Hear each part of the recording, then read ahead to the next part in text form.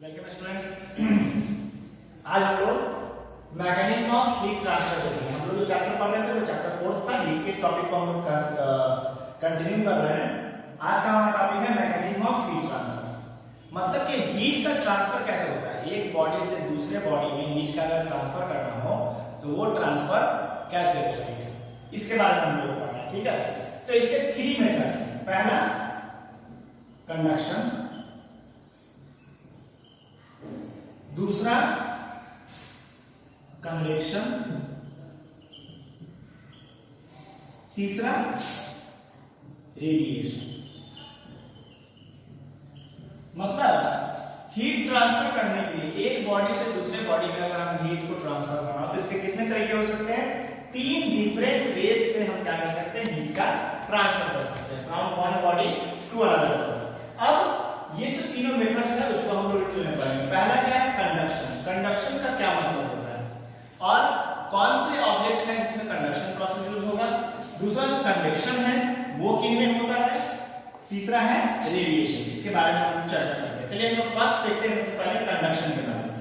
तो conduction is the process of transfer of heat in solid objects.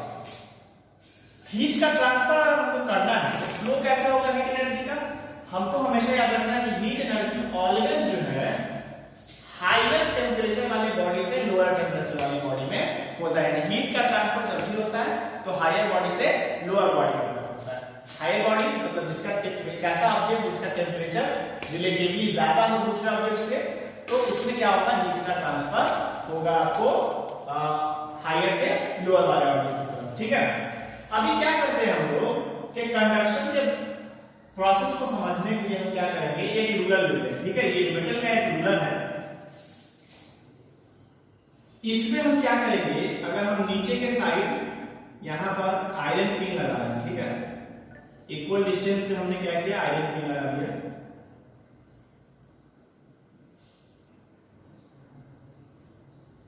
और यहां पे हमने एक कैंडल लगाया है। ठीक है,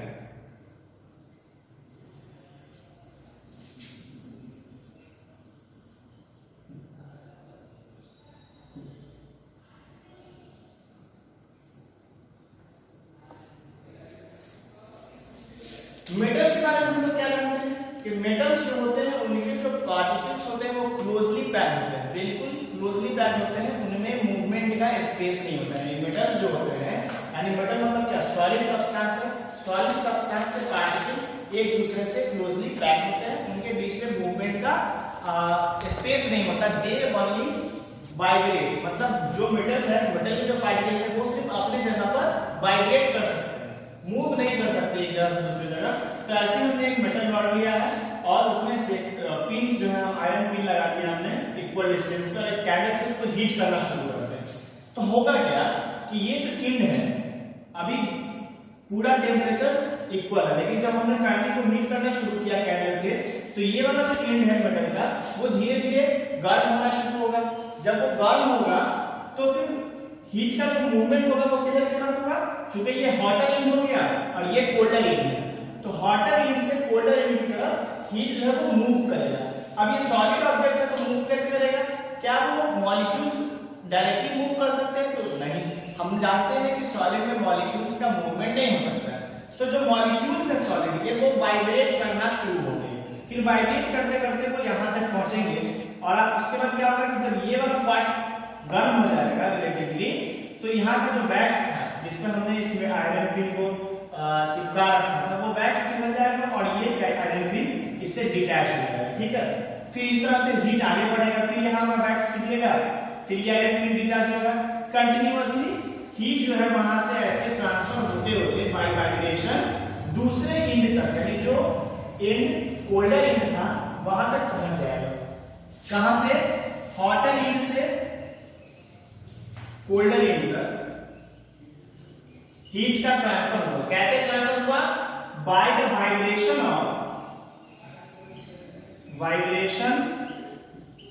ऑफ मॉलिक्यूल्स। ठीक है, वाइब्रेशन से हुआ, मॉलिक्यूल्स के वाइब्रेशन से मतलब कि जो मॉलिक्यूल्स है उनका एक्चुअल मूवमेंट नहीं हुआ था, एक्चुअल मूवमेंट नहीं हुआ था, बस वो वाइब्रेट कर रहे थे और वाइब्रेशन की वजह से हॉटर एंड से कोल्डर एंड की तरफ हीट का ट्रांसफर हुआ। तो इस प्रोसेस को हम लोग बोलते हैं कंडक्शन। क्या बोलते हैं हम लोग? कंडक्शन। यानी कंडक्शन क्या है? The process of transfer of heat from a hotter object to a यानी hotter end to a colder end by the vibration of molecules, by the vibration of molecules. मतलब जो मॉलिक्यूल्स एक दूसरे के close contact में, उनके vibration से जब हीट का ट्रांसफर होता है तो इस प्रोसेस को कंडक्शन बोलते हैं। और इसमें मॉलिक्यूल्स का एक्चुअल मूवमेंट नहीं होता है। ठीक है, तो अभी हम लोग क्या समझे कि कंडक्शन क्या है? Conduction is the process of transfer of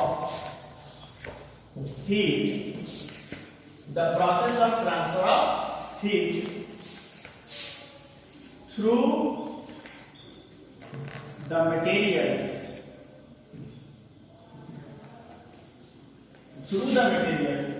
from the region of high temperature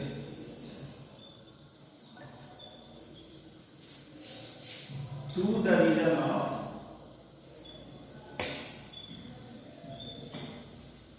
low temperature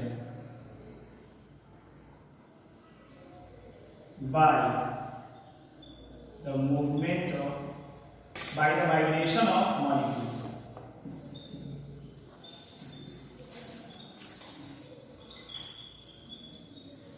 molecules. ठीक है, तो इसको हम लोग क्या कहें? कंडक्शन है। कंडक्शन में हमने देखा, अभी जब से हम गूगल का एग्जांपल लगाए थे, मेटल रॉड लगाए हुए थे, तो उसमें हमने क्या देखा कि मेटल रॉड के हॉटर एंड से कोल्डर एंड तक जो है हीट का ट्रांसफर हुआ थ्रू द मटेरियल। मतलब जो मटेरियल है, मटेरियल हमने क्या लिया था? मेटल रॉड, उसके ही द्वारा हुआ, जिसमें कि हायर टेम्परेचर वाले रीजन से लोअर टेम्परेचर वाले रीजन तक जो है आपको हीट का ट्रांसफर हुआ। और इसमें जो है क्या हुआ? वाइब्रेशन हुआ मॉलिक्यूल्स का, मॉलिक्यूल्स के वाइब्रेशन से ही हीट का ट्रांसफर हुआ। ठीक है, यानी without any actual movement of molecules heat का ट्रांसफर हुआ, तो इसको हमने कंडक्शन कहा। और मेटल रॉड क्या है? एक सॉलिड सब्सटेंस है, यानी सॉलिड के केस में अगर हीट का ट्रांसफर होता है तो वो कंडक्शन प्रोसेस से होता है। ठीक है, हम लोग अब देखेंगे कन्वेक्शन की तरफ।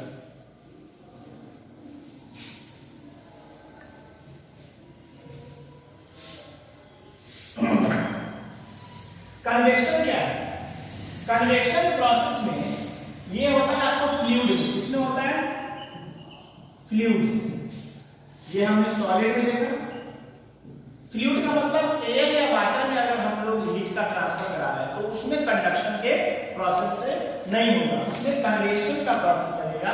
और कन्वेक्शन के प्रोसेस से जो है हीट का ट्रांसफर होगा, हीट एनर्जी जो है वो ट्रांसफर होगा। इसके लिए हम लोग क्या करेंगे? हम लोग क्या करते हैं? ट्राइपॉड स्टैंड लेते हैं। ठीक है, और इस पे एक वायर गॉज रख देते हैं। ये जो वायर गॉज इस तरह का होता है ना, नीचे में हमारा बर्नर है, इस पे आपको क्या करना है? मान लीजिए हमने एक फ्लास्क ले लिया। ठीक है, इस फ्लास्क के अंदर वाटर फिल है,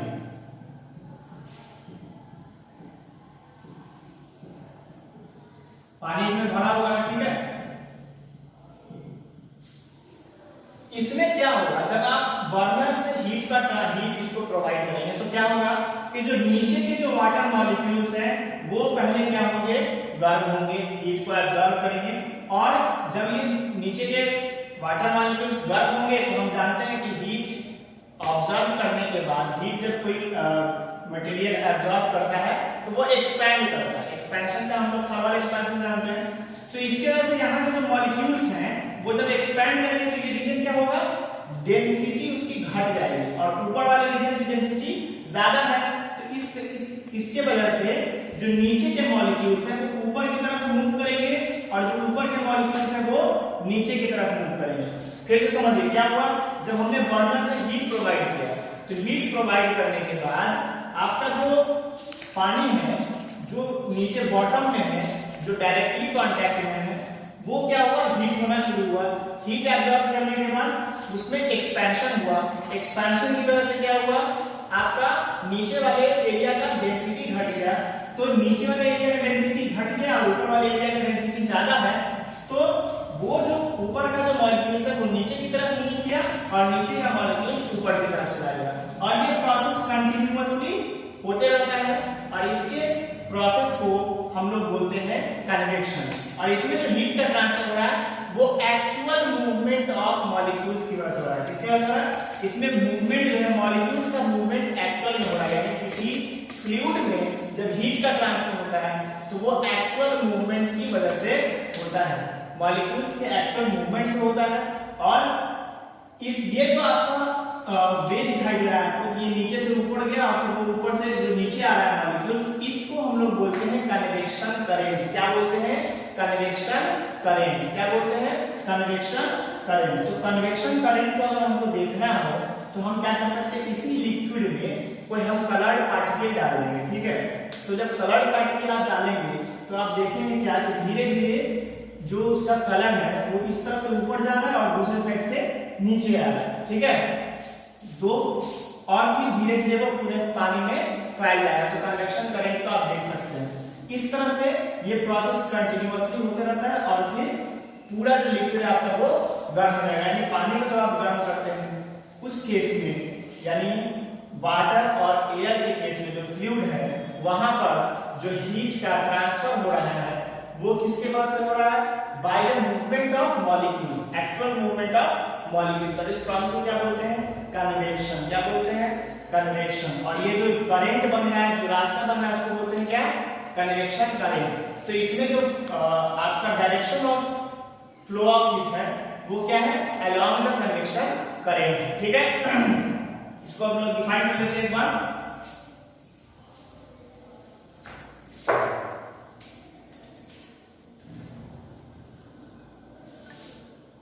The process of transfer of heat in which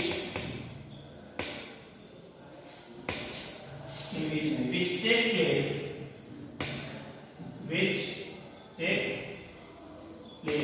by the movement of hotter molecules away from the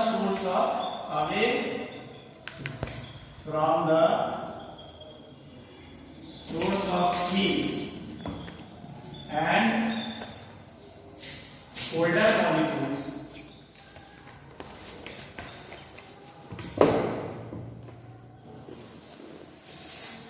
towards the source of heat in fluids मतलब एयर का वाटर is called convection, ठीक है। तो convection हम लोग समझ गए।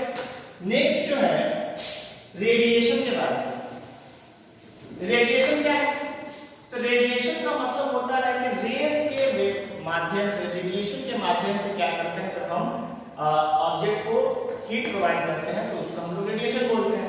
रेडिएशन जैसे सन के रेज आ रहे हैं, सन रेडिएशन क्या करता है, जब धूप निकलती है सन से रेज आते हैं बहुत सारे और वो डायरेक्टली ऑब्जेक्ट्स पे फॉल करते हैं और उस ऑब्जेक्ट को हीट देते हैं, हीट प्रोवाइड करते हैं और फिर वो ऑब्जेक्ट क्या करता है, हीट एब्जॉर्ब करके उसका टेम्परेचर बढ़ जाता है। तो इस प्रोसेस को रेडिएशन बोलते हैं। रेडिएशन में जो हीट का सोर्स है और जो ऑब्जेक्ट है उस दोनों में कोई डायरेक्ट कॉन्टैक्ट नहीं होता, किसी तरह का उसमें जो है आपको डायरेक्ट कॉन्टैक्ट नहीं है, किसी भी मीडियम की जरूरत नहीं है। रेडिएशन एक ऐसा हीट का प्रोसेस है जो कि विदाउट एनी मीडियम हो सकता है, जो कि वैक्यूम में भी हो सकता है। जबकि स्पेस में क्या है, जब हम लोग सन में स्पेस में और वहां से सन का रेडिएशन हमारे तक पहुंच रहा है तो बीच में क्या आता है, वैक्यूम आता है, उससे कोई मतलब नहीं है, वैक्यूम में भी रेडिएशन काम करता है।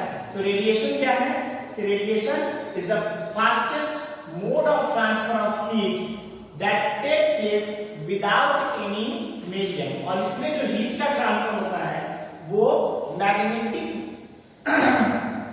इलेक्ट्रोमैग्नेटिक वेव्स के माध्यम से होता है, ठीक है, जिसको हम लोग फोटॉन्स भी बोलते हैं। फोटॉन्स क्या होते हैं, इलेक्ट्रोमैग्नेटिक वेव्स के पैकेट्स होते हैं। तो उनके हेल्प से क्या होता है, रेडिएशन के प्रोसेस से हीट का ट्रांसफर होता है। जैसे सन से हम तक हीट आ रहा है, हर बॉडी जो है वो हीट को एब्जॉर्ब करता है और रेडिएट भी करता है। हम भी हीट को एब्जॉर्ब करते हैं, रेडिएट करते हैं।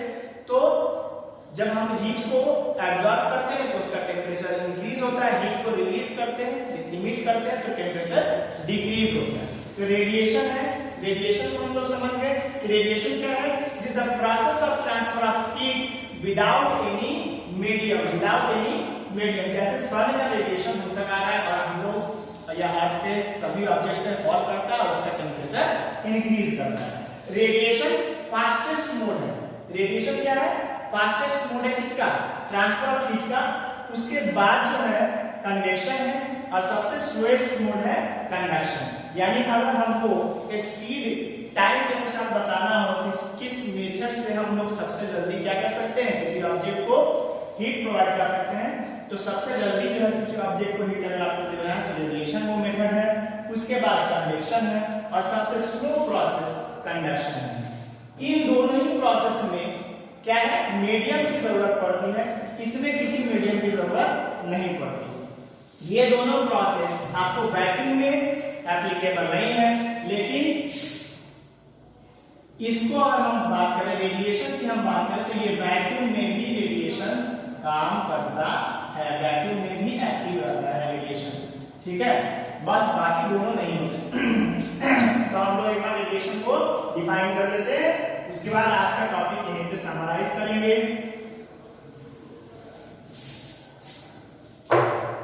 रेडिएशन क्या है, the process of transfer of heat without any medium, without any medium है ना, the process of transfer of heat without any medium, ठीक है।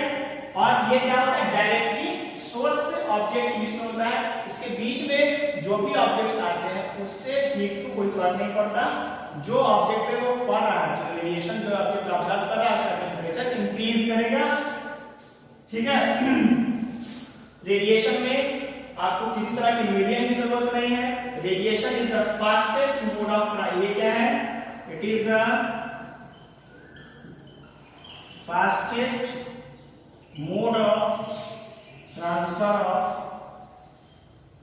हीट, ठीक है, fastest mode of transfer of heat.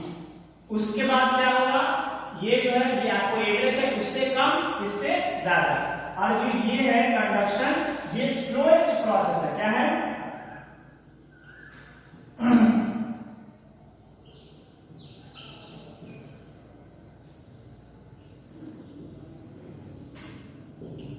ठीक है। आज का टॉपिक हम लोग यहीं खत्म होता है। आपको क्वेश्चन देना है, क्या करना है, आपको एक टेबल बनाना है और उसमें तीनों के डिफरेंस लिखने हैं। कंडक्शन ए का लिखना है, कन्वेक्शन का लिखना है और रेडिएशन का लिखना है, ठीक है।